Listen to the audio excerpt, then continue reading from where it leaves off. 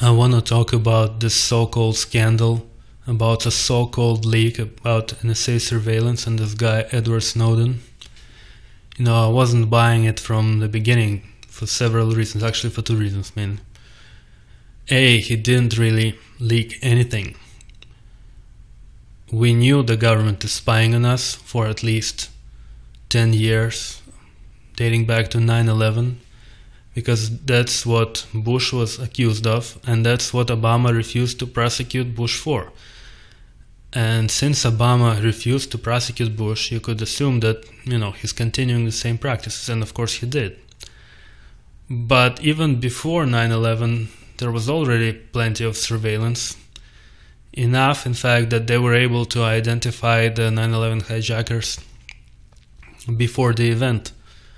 And of course they didn't stop them because it was their own inside job. 9/11 was in their own inside job. So when this program called Able Danger identified the hijackers, they just destroyed all of their information. So Snowden didn't reveal anything, and yet there was so much hype as if, he discovered immortality or something, as if he discovered something real. He didn't reveal or discover anything. So the amount of press coverage was disproportionate by a factor of like 100, considering that nothing really happened. That's the first thing that was suspicious. And the second thing is that the similarity between Snowden and Julian Assange, who came before him, is great. And Julian Assange was, it wasn't immediately recognized by the community that he's an agent, or at least he is compromised in some way, or at least he is not somebody who you should follow. But eventually this was understood about Julian Assange. So when Julian Assange got played out and nobody wanted to listen to what he has to say anymore, suddenly they come out with this new guy. So to me, immediately this seemed like just a replacement for Assange. So let's go over maybe what makes them so similar.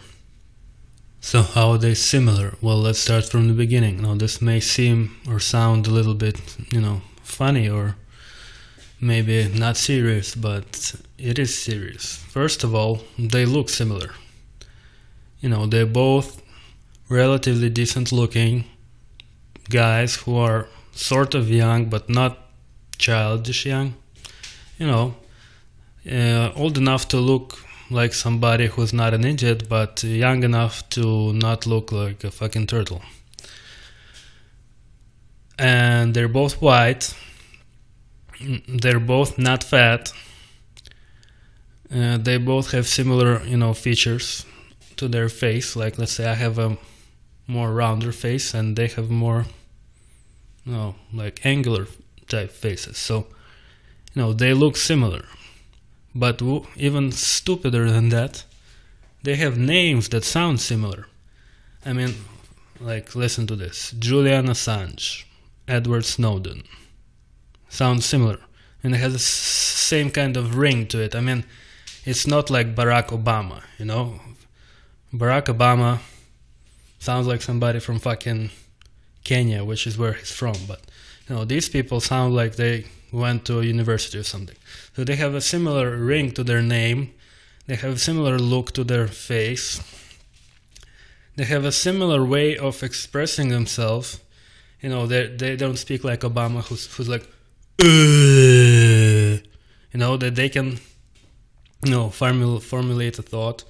There's too much similarity.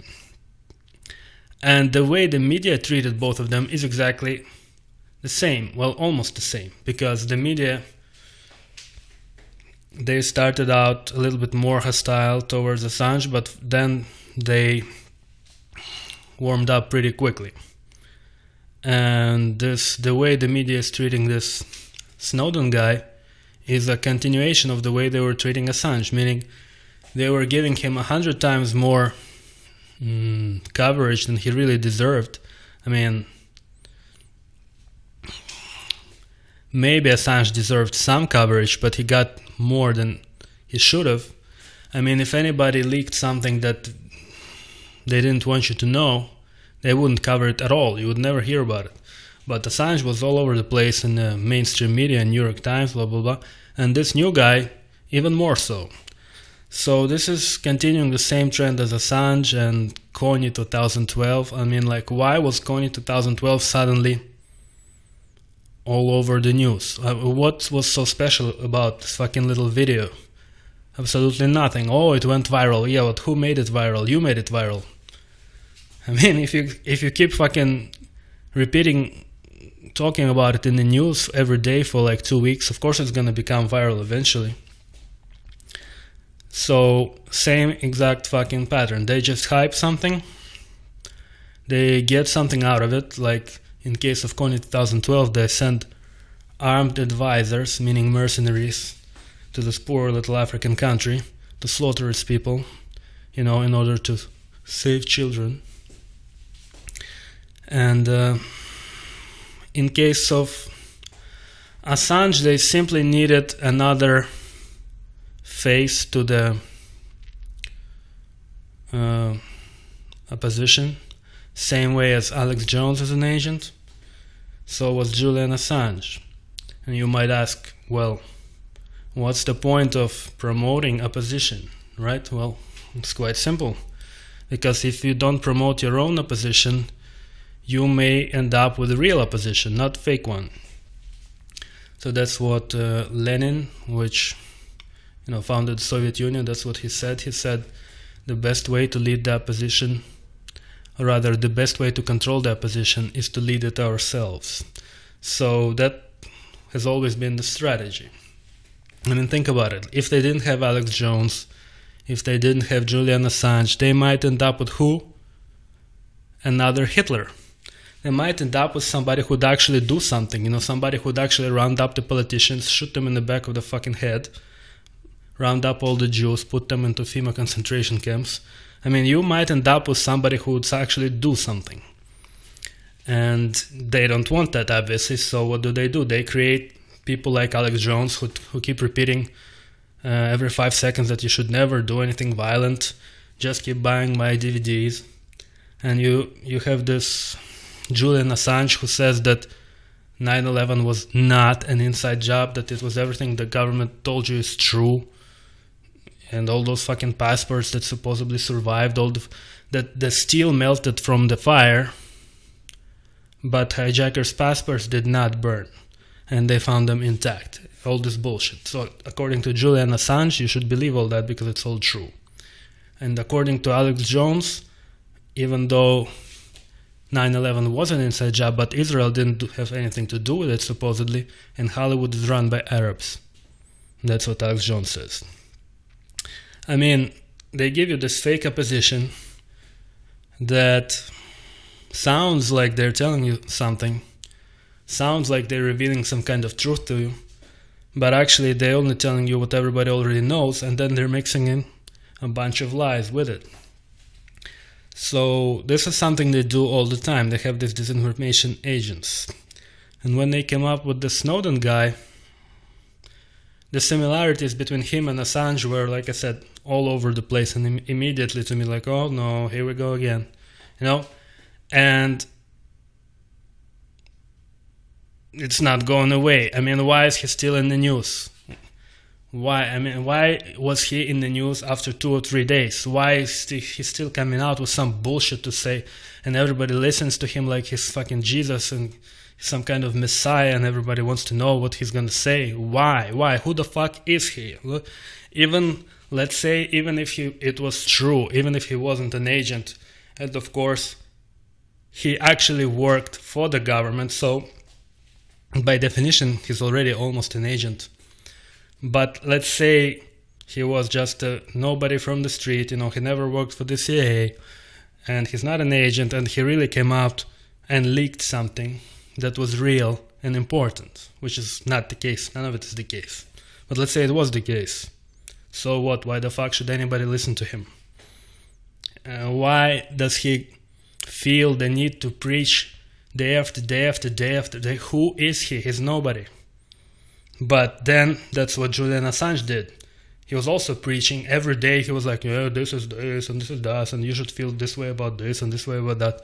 I mean, they're obviously put there the same way Alex Jones was put there to lead the sheep to the slaughterhouse, just the same way as everybody else does, the way Obama does it, the way Bush did it. I mean, the so-called opposition, Alex Jones calls himself the tip of the spear in the fight against New World Order. This opposition is no different from Obama and Bush and Cheney themselves. I mean, they're every bit as part of the New World Order. And you have to realize, if somebody like Alex Jones is on the news, he appeared on the BBC, on Howard Stern, on Geraldo on Fox, on ABC, on CNN. I mean, this fucking guy, Alex Jones, appeared on every single fucking mainstream TV channel and radio fucking show in Europe and United States. If he was really somebody who was fighting to overthrow the power structure, would they fucking let him get so much airtime on their fucking corporate media? No. Same thing about Julian Assange. Would they constantly update us about what he had to say about something? No, they would not. And same thing about this fucking Snowden guy. But you know, people are fucking idiots. And they're taking this at face value, which is, you know, I guess it's not a surprise. I want to talk about this so-called scandal, about a so-called leak about NSA surveillance and this guy Edward Snowden. You know, I wasn't buying it from the beginning for several reasons, actually for two reasons mainly. A, he didn't really leak anything. We knew, but even before 9/11, there was already plenty of surveillance. Enough, in fact, that they were able to identify the 9/11 hijackers before the event. And of course they didn't stop them because it was their own inside job. 9/11 was in their own inside job. So when this program called Able Danger identified the hijackers, they just destroyed all of their information. So Snowden didn't reveal anything, and yet there was so much hype, as if, I don't know, he discovered immortality or something, as if he discovered something real. He didn't reveal or discover the government is spying on us for at least 10 years, dating back to 9/11, because that's what Bush was accused of, and that's what Obama refused to prosecute Bush for. And since Obama refused to prosecute Bush, you could assume that, you know, he's continuing the same practices, and of course he did cover anything. So the amount of press coverage was disproportionate by a factor of like 100, considering that nothing really happened. That's the first thing that was suspicious. And the second thing is that the similarity between Snowden and Julian